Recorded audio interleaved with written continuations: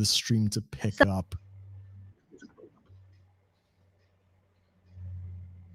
All right.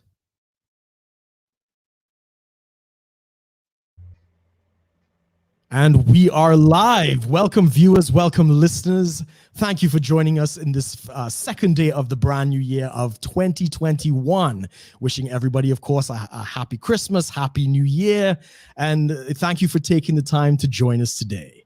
I've got a phenomenal guest. I've had a nice trilogy of these women right now, and I think I've finally completed the set today with the phenomenal Elizabeth Hobson of Justice for Men and Boys. She's been a speaker at the International Conference on Men's Issues. She's also been a featured guest on Honey Badger Radio. She's done the rounds on television and BBC Radio Kent. And she's done the sexiest reading of the Scum Manifesto by Valerio Solaris. Elizabeth Hobson, thank you so much for joining us today. How are you doing? I'm doing really well. It's great to be here. Fantastic. We do seem to be having a little bit of a technical issues, so I do apologize to the fans if we freeze. Just bear with us. I don't know what's going on with that, but we're gonna try and hash it out for the hour. So Elizabeth, thank you again for joining us. You have been a prominent voice for men's rights, the anti-feminist movements, and these things. We just want to get a little bit of your history of where this whole thing started. So back in when you were just the little Elizabeth, was this the kind of thing you were brought up into, or was it an evolution to the views you have? Oh gosh, no. So I was raised by a single mum, and she was very much a regressive leftist. She didn't call herself a feminist until I started calling myself an anti-feminist, but she was certainly pro-feminist. But I was born with a sort of burning anger at injustice.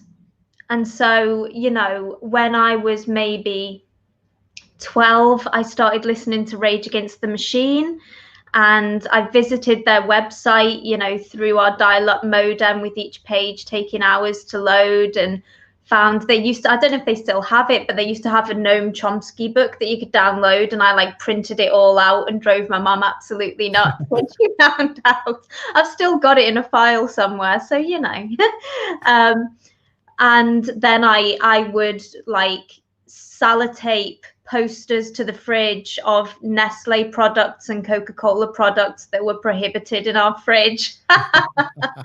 And yeah, so I was a pacifist, and I was a leftist, and I remember my earliest memory of feminism was probably of a similar age, and I'd seen Germaine Greer on TV, and she was saying, if somebody asks, or if somebody is unsure whether they're a feminist, I'm like, well, what are you then? And I sort of thought, yeah, God, yeah, what are you if you're not a feminist? And it took a long time for me to see through all of that. Yeah. Did you experience a lot of that in school? Obviously, you had the influence from your mom, but you saw it in school as well, up to university? Oh, my God, yeah. I mean, it came from school. I went to an all-girls school, actually, an all-girls secondary. And one of the girls in our class was related to Emmeline Pankhurst and the other Pankhursts, of course. And I was sick with jealousy, man. And we got the story of the suffragette martyrs and how brave they were, and how they chained themselves to railings, and nothing about the violence, nothing about the people they hurt, nothing about the livelihood. And then there was media as well, of course. The media is just packed full of it. And, this is back in the day where, yeah, we had a rudimentary internet, but basically you would sit on your sofa and watch 4 channels, 5 when I was about, I don't know when Channel 5 came in, but there was an exciting moment. And so, yeah, it just came from every angle. I was into like environmentalism as well, so I was aware of what the non-governmental organizations were putting out, and that's all feminist. And it just all confirmed, you know, each other. And so I was absolutely convinced that somehow, although it wasn't very tangible and you couldn't point to exactly where factually women were disadvantaged, women just were just generally disadvantaged in this wishy-washy kind of way.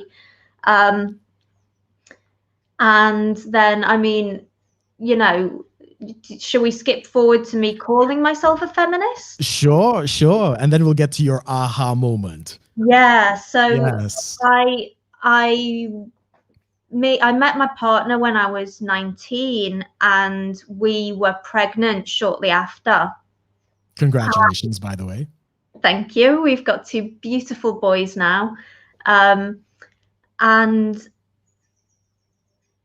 I had a lot of spare time all of a sudden, being pregnant and not able to go out because I had been a party animal.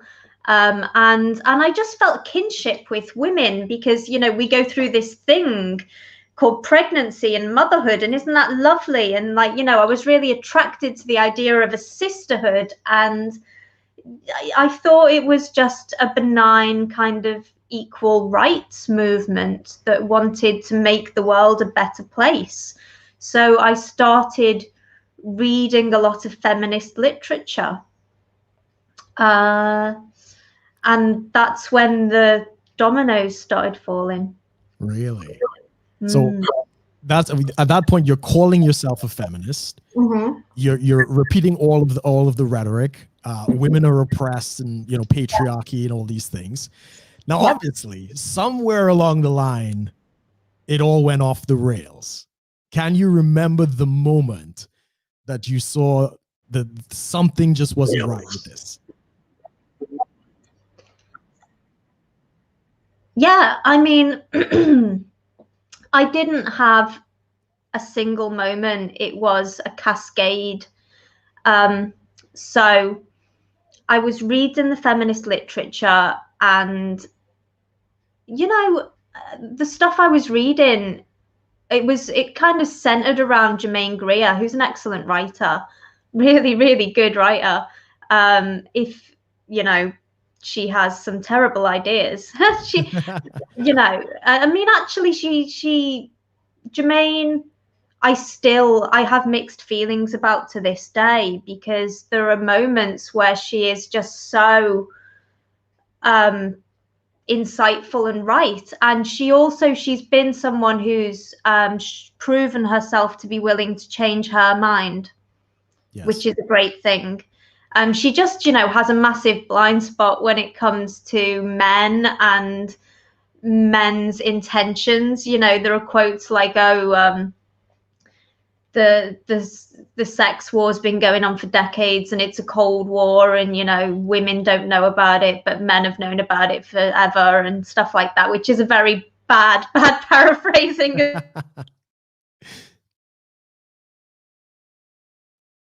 Has these very misandric ideas about men, which are just ridiculous. But then on the other hand, you know, when Neil Linden was publishing No More Sex War in the early 90s, she was the one feminist who allowed him to quote her in the book. Right. And what she said when he asked her, she was like, well, of course, the copyright laws are as awful as the libel laws for inhibiting freedom of speech. Wow. Which is awesome.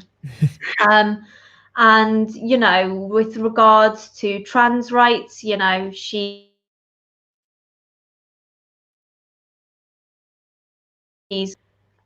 the other thing that she said quite recently was how it's ridiculous in her last book. She said it was ridiculous that young women are more afraid of penises than young men are afraid of knives.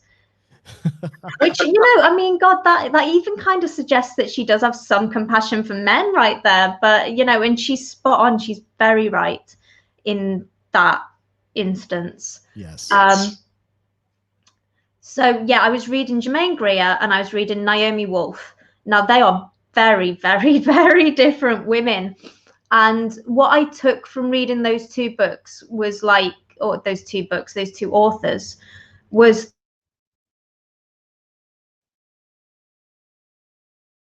that not a monolithic thing, and there wasn't a dogma, there weren't things you had to think. Yes. It was, more free, and you could kind of, we were just sisters, and we could get together and talk and have a glass of wine and it'd be really nice. And then I started meeting feminists in real life. Right. Yeah, that would change anybody. Wouldn't it just? So the first time I met feminists was at I tell a lie. I had met feminists on Twitter.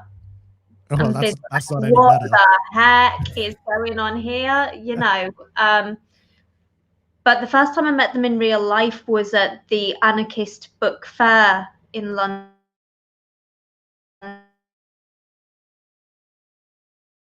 Oh, have I frozen? Yeah, no. Did I freeze there? If it freezes, just keep going. That's fine. Okay. Yeah, it was at the anarchist book fair in London.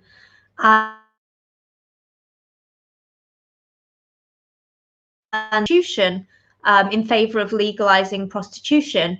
And that was a really interesting talk. It was the Prostitutes Collective, English Prostitutes Collective or something like that. And it was a really, really good talk. And they were really persuasive, argued really well, were so eloquent and informed. But I happened to be at the back of the room. Right. So I couldn't get out before the next talk started. And the next talk was ran by an organization called WAR, Women Against Rape. Right. And they announced this, and I sort of thought, right, as opposed to all those women for rape, okay. And there was one moment where this woman was, one of the speakers sat there and she went, some people actually think that women lie about rape. And like the whole audience went, oh, and I was thinking, what? Like people lie about everything, all kinds of people, men, women, children, just people lie, like the idea that people would have the idea that there are subjects that human beings don't lie about is just like, it's ludicrous. It's bizarre. And I just kept quiet. I just sat there kind of watching in fascination. And then it came to a Q&A, and this woman directly in front of me started this rant about how the absolute worst women in the world were solicitors who defend rapists. Wow. And they're willing to stand on the tombs of other women in order to, earn some money in this capitalist society.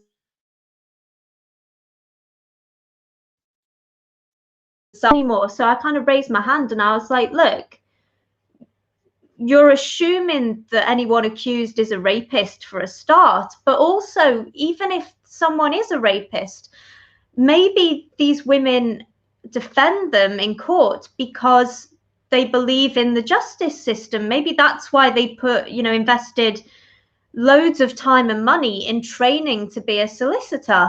And everyone, bar one woman, shot daggers at me. Really? And it was really uncomfortable.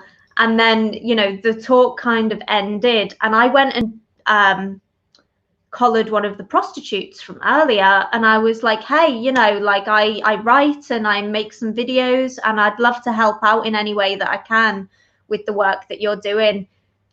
I also wrote to them afterwards and sent them a video that I'd sort of put out about their talk, and never heard back. Oh no, I tell a lie, I did hear back. I heard back they said that they didn't appreciate what I'd said to the women against rape, actually. Really? But after I hounded and hounded, they were like, no, look, we don't like you. Oh no. And but then the one nice thing was that I sort of left just feeling mind.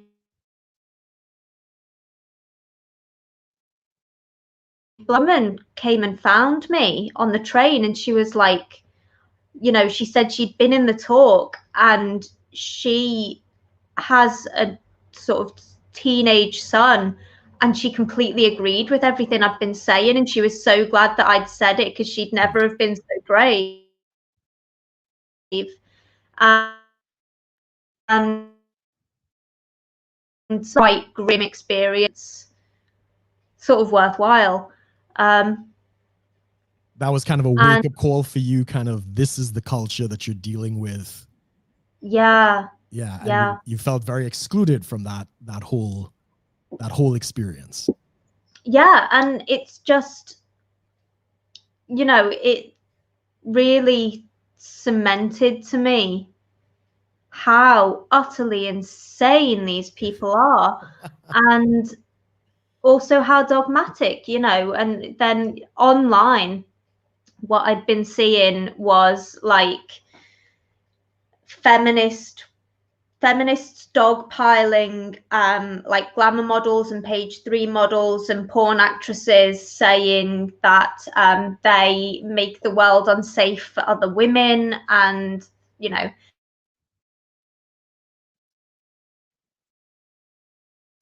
and harassing them. And I was like, wow, this isn't very sisterly. It's not very And then, you know, pro-woman, you know? no. And this, you know, stay-at-home mums have come in for their fair share of Criticism. hostility and criticism, from feminists. And then, you know, there were feminists dogpiling men who called themselves feminists, saying you can't be a feminist because you're not a woman and you couldn't possibly understand how women feel and the experiences we have, you know. And I'm like, if this is an equality movement, like a sex equality movement, you know, this just doesn't add up for me. And then fortuitously, as I'm having these arguments with these feminists, and you know, I'm very much in this like I want to reform feminism kind of mood, and like, you know, I want to fix this.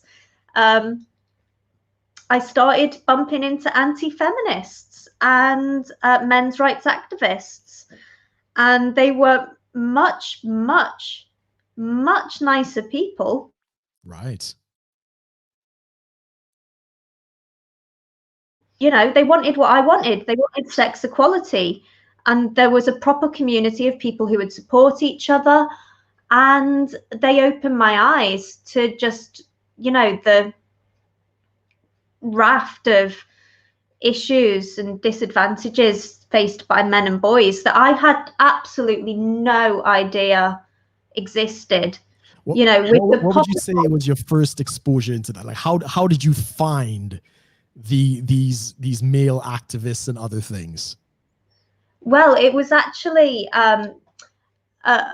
my friend Catherine, who goes online or on Twitter under the handle female fed up with, and it's female fed up with feminism.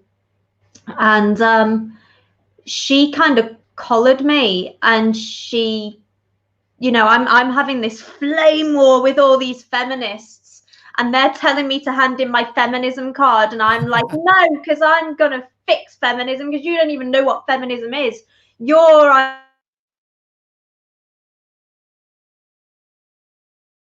She just kind of gently nudged me and said, if feminism is about equality, then it was like, and through her I started, you know, coming into contact with the honey badgers and Paul Elam, Feudal Logan, Paul Elam, Peter Wright, and yeah, oh, I'm so glad I did. Thank you so much, Catherine. So what was there a point, because I know you also studied the history of feminism. You know, there's a narrative that women have always been oppressed, always been, you know, under the oppression of men. They were treated as property and all these other things. Was there a point in your study of the history of feminism where you realized the narratives that you've been told were not true? And what was the big one for you? Right. There must have been a point, because there was, you know, I know when it was. It was when I had started looking, just being critical as much as possible, and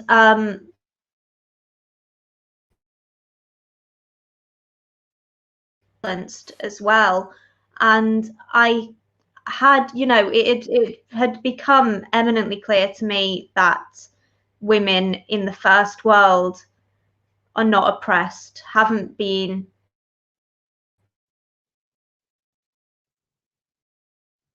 in comparison with men. Yes. You know, there's been class-based oppression, and so there have been individual women who have been oppressed, but not because of their sex. And but I still had an idea that, you know, there were other countries where real, you know, sex-based oppression still happened. And because I wanted to be fair, I saw something, and it must have been from like the UN or something, some kind of tweet about girls' education. And I thought, well, that's a really important issue, you know. And so I started looking into it. And in their own report, it made it, you know, I found out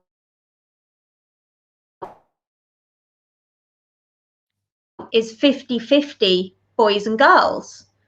And so there are national differences. So in places like Pakistan, there are girls denied education because they are girls. But in, like, you know, some kind of war-torn countries, you find that the boys are off being child soldiers, or, you know, in areas where there are like mining operations, there are boys being sent down mines instead of going to school. And so it's the girls who are at school and the boys who aren't. But globally, it's 50-50. And, you know, I just realized at that point that literally everything that feminists say is almost certainly not true. Yeah. It must have been quite shocking to your worldview. It must have really shaken you at that point, and maybe a bit of feminist rage. What was that like? Oh yeah. So, you know, I mean, I really like Jordan Peterson. Indeed. Is that, you know, the process of growing involves little deaths. And so, you know, I sort of, I can't remember my proper quotes today. I don't know why, I'm a bit tired, but, you know, that's the general idea. And yeah, you know, old Elizabeth had to die, and I was angry, but I was angry at feminism, at, you know, all of the people who had misinformed me. Yes. And at the system. And that is where I found the work of Paul Elam to be so useful, because, you know, in his brisk sort of style, he really gives you a space to be angry, but also gives you the tools to kind of harness that energy. But you know, I mean, I'm still very angry, to be honest. You know, at the fact, you know, I'm angry at injustice, as Absolutely. I've always been. But I'm also intensely angry at the fact that feminists claim to speak on my behalf as a woman. Yes. You know, and I kind of feel like they forced my hand by, you know, giving people that impression. And I've mentioned that to a friend recently, and he sort of looked puzzled for a minute and then went, "So you're empowered by feminism?" It's what drives you. Yeah, because you know, I'm actually also very shy, and like my public speaking engagements and stuff. Yeah, I am like shaking inside and sometimes shaking outside even. Like if I have to hold paper, I'll be like this. And you do it very well. You do it very well. Thank you very much. It's something I never would have done had I not found these particular injustices, because you know the stuff I was passionate about, ideologies and the environmentalism and the sort of pacifism, like they've all got so many people very capably working on them. So you know, I just felt like, you know, I was a vegetarian for 13 years, and I was like, I'm doing my bit for the planet, you know, and I was very choosy about what I bought and stuff like that, and you know, that was enough for me. But then with the whole sex sort of situation, the sex politics situation, there's obviously, you know, we're a smaller community. We need more people spreading the word. And I feel that as a woman, I have what I call a vagina phone, which is, you know, it's an amplification of my voice because I'm a woman. Yeah. And I also have a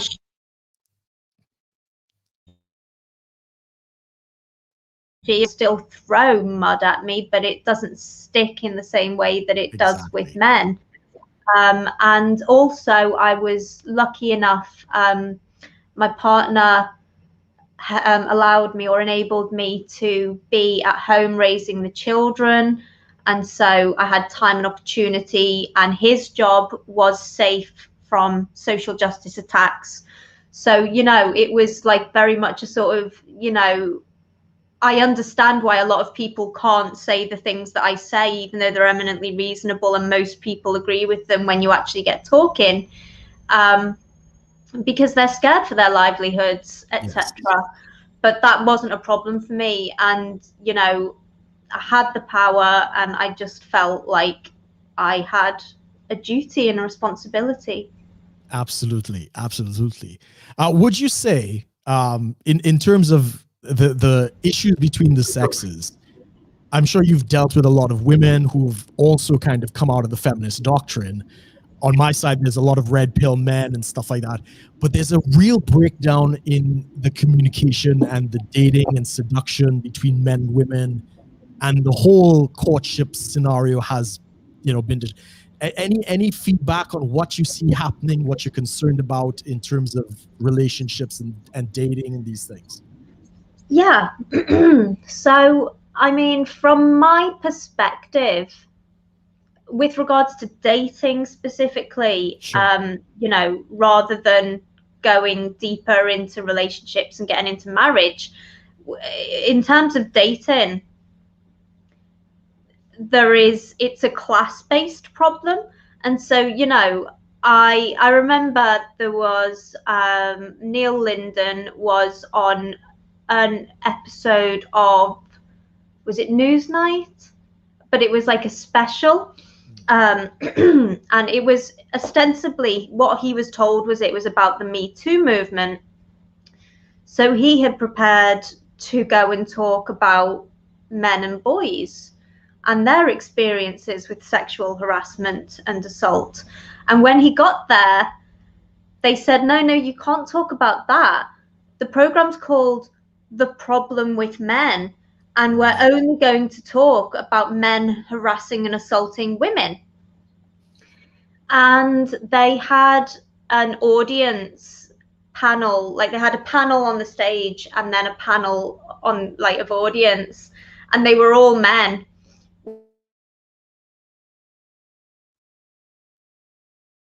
Which were women into the audience. It was hilarious. But you know, there was a mix of ages, and like the older men were like saying like, I don't see what the problem is, you know, like if I saw a woman that I knew, you know, I might slap her on the back and be like, all right, love, you know, it's all right. And then there were these young men there, and they were saying things like, it's never okay to touch another human being without consent. And my heart was breaking, you know, because I'm thinking like, you know, well, there's camaraderie, there's sympathy, there's sort of, you know, friendship and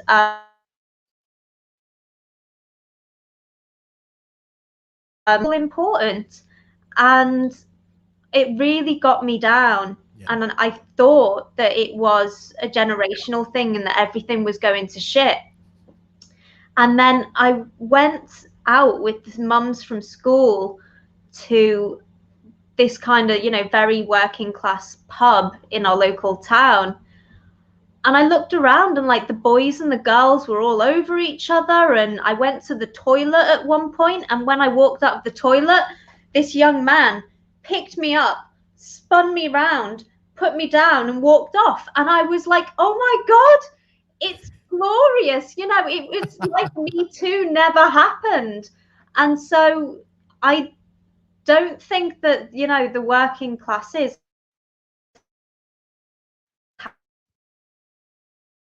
have much this thing that's being bred into people when they go to like university or when they read The Guardian. You know, and for them, you know, I think it's absolutely tragic because, you know, things like this idea of touch being something that we need to get consent for, it's like touch is a large part of human communication. And, you know, if people are not touched enough, lots of us can get really miserable. You know, there's a condition called skin hunger.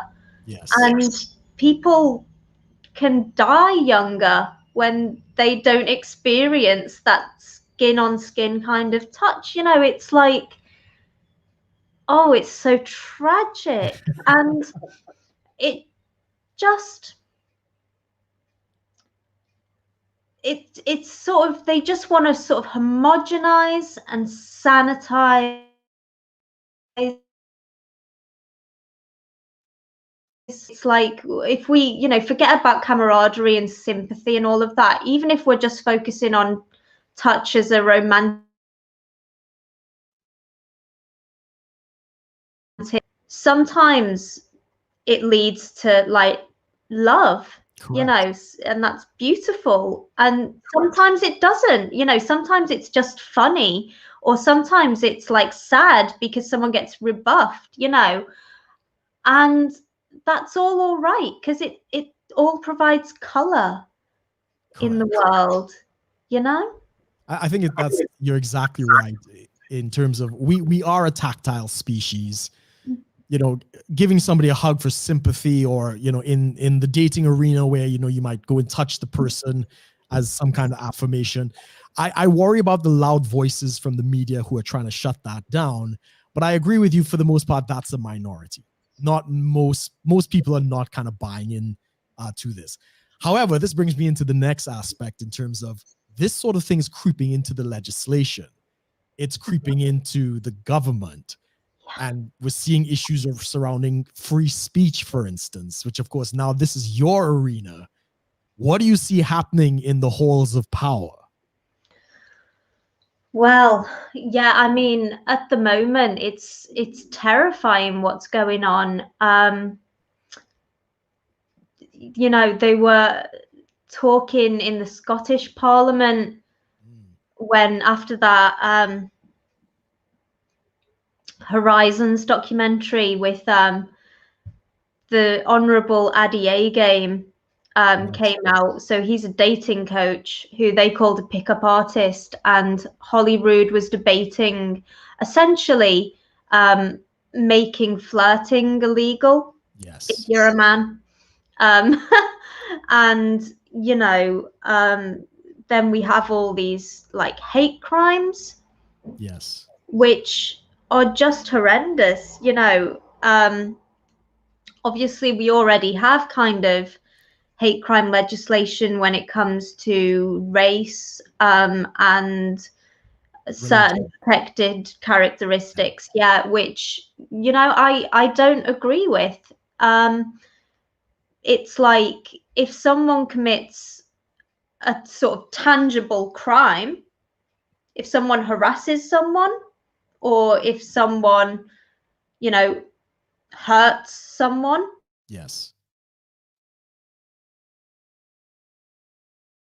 Shit like that. But the idea that we can see into people's souls and work out that was because they hated them because of a characteristic is like, unless you can go into their house, find a load of diaries that are like, I ate whoever, I'm gonna do that. You know, you just don't know. And they the way that the legislation is written, the proof that someone was motivated by hate is the perception of the victim or a witness. It doesn't even if the victim doesn't feel like it was motivated by hate, any old witness can come and say, well, I think it was. And that, you know, results in an aggravated kind of sentence, which is just bizarre. And not only that, but I was looking at some guidance it was actually for the Manchester Police Force. I just picked one at random.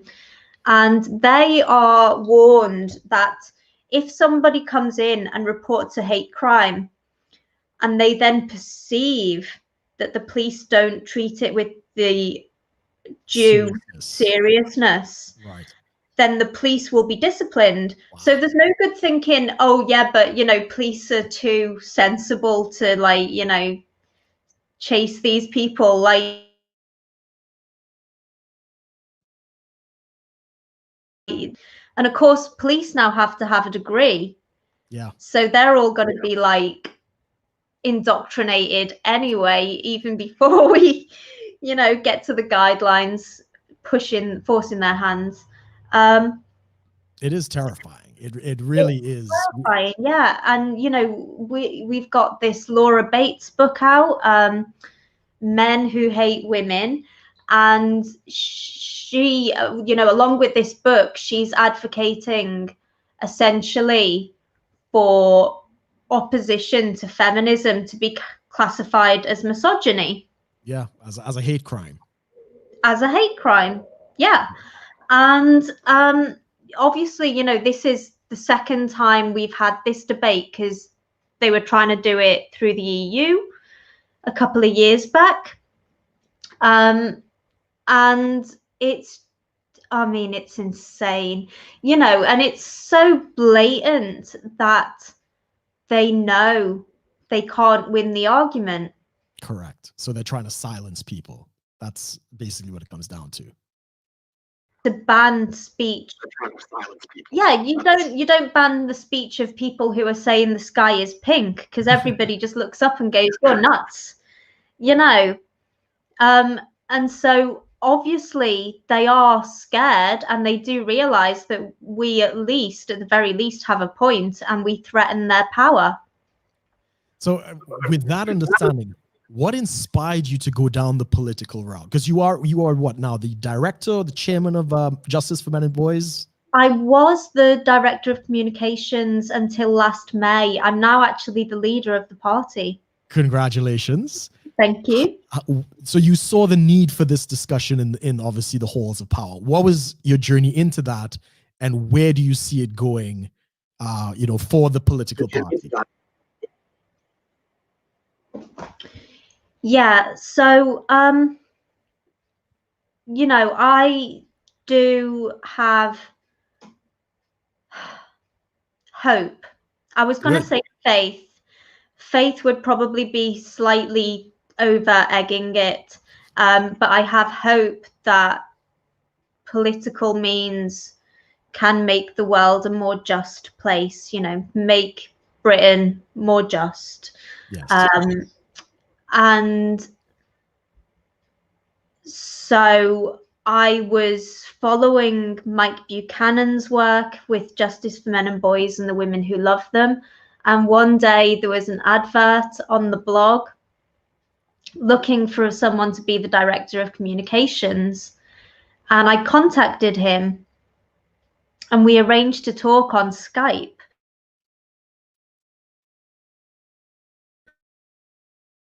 And then he said to me, you know, so have you got any experience? And I said, no. And he said, well, that's more than anyone else who's applied has. So you've got it. And I worked in that role for 2 years. And then he came to me last May and said, look, I'm stepping down. So either you take over the leadership or the party folds. And I was like, oh, my God. Of course I'll take it. You know, we need justice for men and boys. And yeah, you know, the work that we're doing, I think is really important. We are in regular kind of contact with various MPs, and you know, we are educating MPs, and it is through the work of Justice for Men and Boys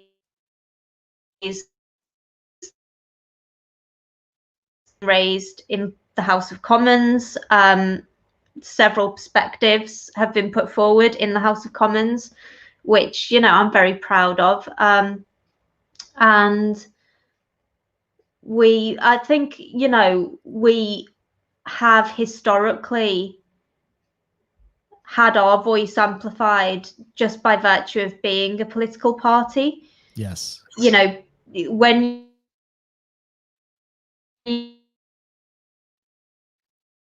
people go, oh, really?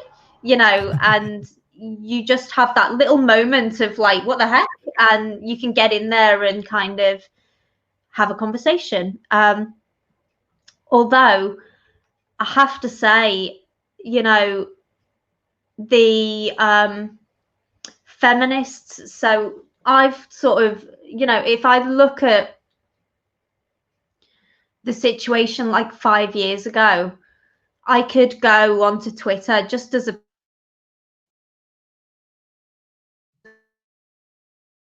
any day of the week. You know, now they do seem to have got wise to the fact that they don't come off well in these conversations, and they studiously ignore us.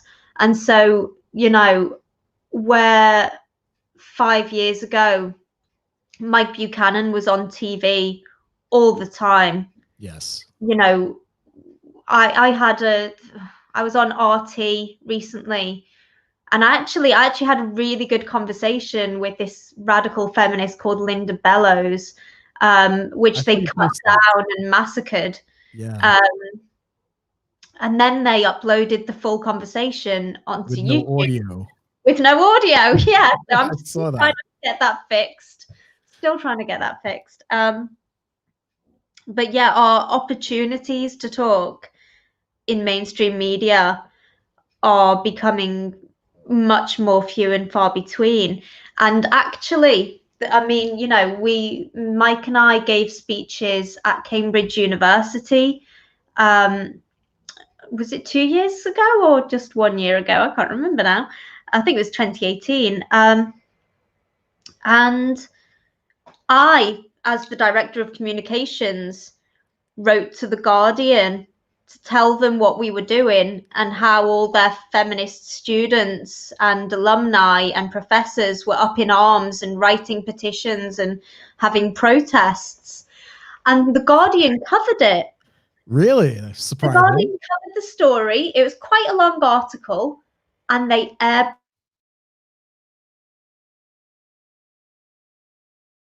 I think that is because I just don't fit their narrative. Right. You know, they say, oh, this man wants to talk about disadvantages supposedly faced by men and boys. And by the way, his website has an article on called 13 Reasons Women Lie About Rape.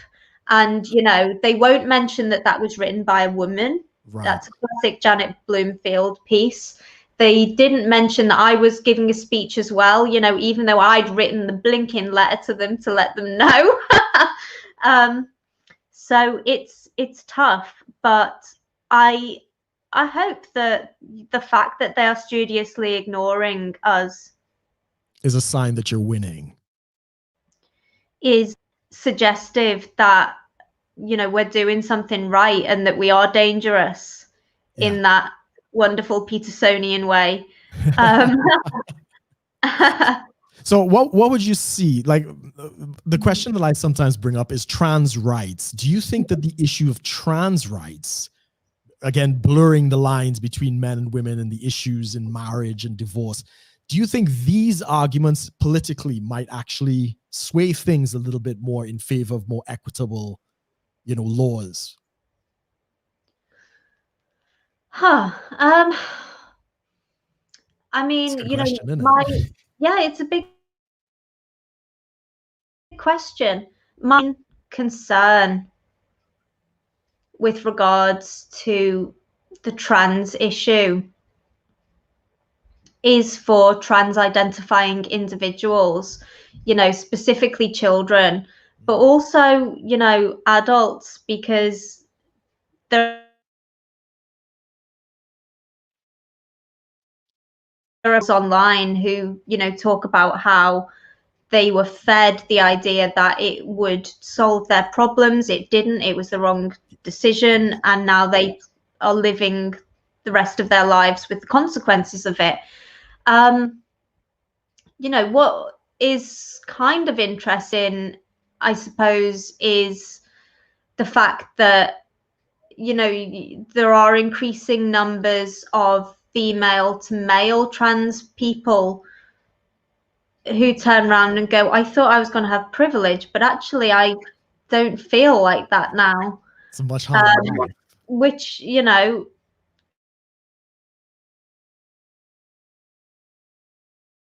is a sort of velvet glove way of getting through to some radical left. They'd rather not listen to women with internalized misogyny. Yes. But, you know, a trans person, well, they're very special. And so, you know, maybe they'll listen to them when they say, you know, that they're having these experiences. But, you know, I generally don't see the development of the sort of, you know, what I think is maybe slightly unkindly, but quite aptly known as the trans trend, as being a positive development in general. You know, I mean, I absolutely believe that there are transgender individuals, because I do believe that men and women, you know, I think that we exist on a spectrum, but I think that there are female brains and male brains, you know, and we're all somewhere on that. And we have, oh no, my doorbell's going, but it's stopped. I'll leave it for now. Yeah, and so, you know, essentially, I do believe, you know, you can have an extreme male brain in a female body and vice versa. You know, because people are born with all kinds of unusual setups going on biologically. But I tend to doubt whether going to war action, even if you are legitimately trans, you know, because we're talking about, you know, you make yourself infertile with the hormone treatment. You know, have to take hormone treatment and like fight against your biology for the rest of your life. You have all these invasive surgeries, you know, and there are often limitations to what you can achieve. And so, you know, with the best will in the world, you might never look exactly as you wanted to, you know. And I kind of think when I hear this, you know, these people are unhappy with their bodies, I kind of think like, welcome to the human race, you know. Just wait till you get a bit older and you'll kind of be at peace with it, you know. And obviously, you know, Camille Paglia calls herself trans, was not young when all of these surgeries were available. Yes. Because she's at peace with her body now, you know. Yeah. And yeah, I'm really terribly concerned about children. Terribly. I think that is the biggest thing for me as well. I don't think minors should be involved in any kind of life-changing treatments. But it does raise interesting questions for marriage and divorce for trans couples, because again, the narratives don't necessarily fit. So I think that might be I think we, what is the other thing? We do, not common law. What is the other type of marriage that we have out here? Civil unions. Civil partnerships, yeah. Civil partnerships, yeah. So we've seen the rise of that, and the court case recently that same-sex couples can also enjoy the benefits. I'm very curious to see if the trans issues might actually affect the marriage and divorce laws, because it's not going to be as clear as in previous times. Yeah, well, I mean, you know, the first thing I would say about the, how would you term it? Would you term it the kind of liberalization of marriage? Sure. I think is a bit of a con in that, you know, while I don't have a horse in the race, and, you know, I don't really see why people want to get married, to be honest. I suppose if it's a religious kind of right, you know, if people are religious and they want to be united in the eyes of their God, you know, fair enough. But I think that individual, you know, vicars, priests, imams, whatever, and individual churches should be able to say, we just don't do that. Of course. You know, and I don't think it's very liberal to force people who have certain beliefs to act against those beliefs. But I think actually what's more exciting to me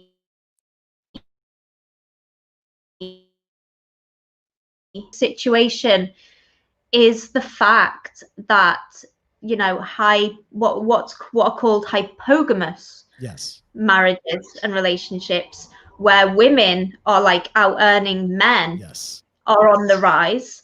And, you know, we certainly have, you know, there was Adele, the pop star, was recently divorced and by all accounts got absolutely fleeced. And I think the more we see women getting fleeced, like actual proper, you know, cut and dry women getting divorce raped by men,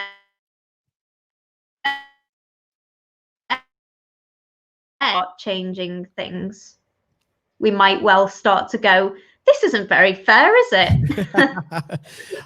I would hope so. I think those discussions definitely have to be had. I'm not married. I don't have kids. So much like you, I don't have a horse in the race. But just like you, I don't see the incentive to get married. It's not a winning proposition, especially for men at this point. So, you know, we'll see what comes of that. We've got about 5 more minutes. I hope you're okay for time. Absolutely. So maybe a couple personal things about yourself. What's your reading habits like? What kind of books are you into? I read an awful lot of non-fiction. Jordan And Peterson. Jordan, I can't wait till March to get Beyond Order. Yes. I cannot wait. That's got to be mind blowing. I love his his kind of the 12 rules for life. I've heard, or called, very glib advice that anyone could give. And I thought, but no one ever gave it to me. Yeah. And actually, it kind of, maybe anyone could give it, because when I listened to it, the first time I listened to it, certainly, it was like, but because no one had ever explicitly said it, I could ignore it. Whereas now I've heard Jordan say it out loud and I hear him in my head when I'm getting into bad habits. I find that I have on audiobook because I was expecting it to be incredibly dense, and it is incredibly dense. But I listen to it over and over again, and every time I kind of get something magical out of it. And then, recently I'm nearly finished The Parasitic Mind by Gad Saad, which is a really good book. And, he sounds like an MRA for a lot of it. Just lovely. What other non-fiction I've been reading that's particularly good recently? No, can't remember. That's I mean, right. my favorite, I love Paul Elam. Paul Elam's Men, Women and Relationships is fantastic. I love Peter Wright. Paul kind of sorts you out on the interpersonal relationships level. And then Peter Wright's work, I mean, he does a bit of that stuff as well, but he also really dives into the history, because I love history. And so he's really good for that.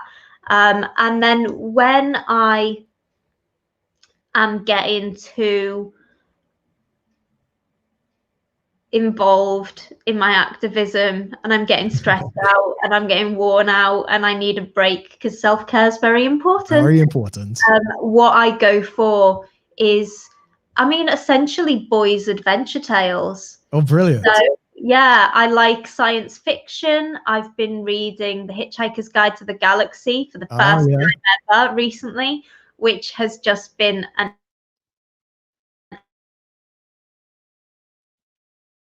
like every single sentence I'm laughing out loud. It's brilliant. And I also love this guy called Jack London. I've heard of him. Who was, he's an American socialist from like and he writes a lot of stories about men and dogs in the wilderness of like Alaska and stuff like that. And so, he's sort of his most famous book was called Wild Fang, White Fang, sorry, White, which and ends up in the frontier lands and has a really hard time, but ends up finding an owner who adores him and they're like best mates. Fantastic. And then they White Fang, they reach this destination and like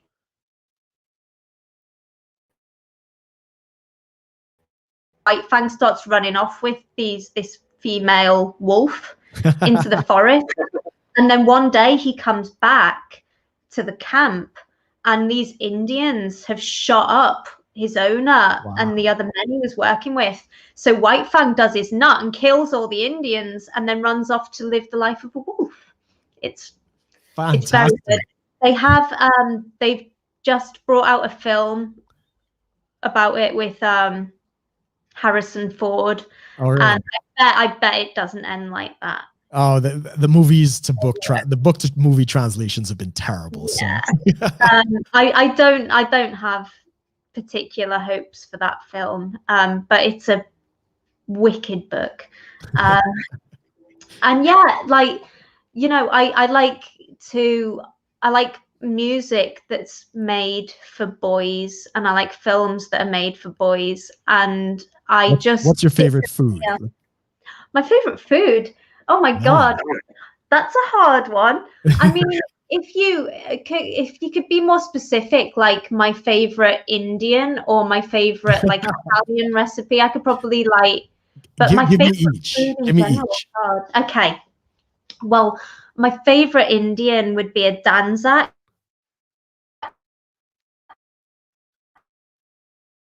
A bit sweet and nice and spicy, and I would like that with some lamb, please. And Italian wise, I mean, I just love carbohydrates, man. So all Italian is good, but I recently had my mother-in-law round to eat, and I'm putting this lasagna, this vegetable lasagna, into the oven that I'd made, and it suddenly hit me.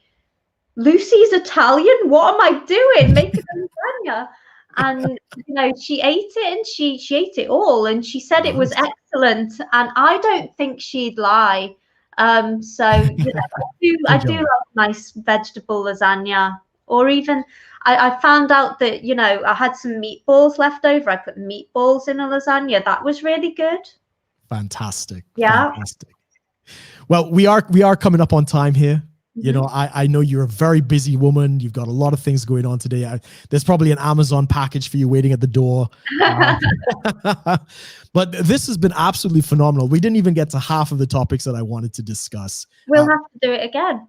I was hoping you would say that. We will definitely have to do that. And maybe at some point when I'm back out in London, I would love to come out and meet you in person. We'll share a drink and have a celebration. That sounds like a great idea. Do you want to just say very quickly how people could get in touch with you, and if there's anything that they could look forward to hearing from you? You know, how can people reach you? Sure.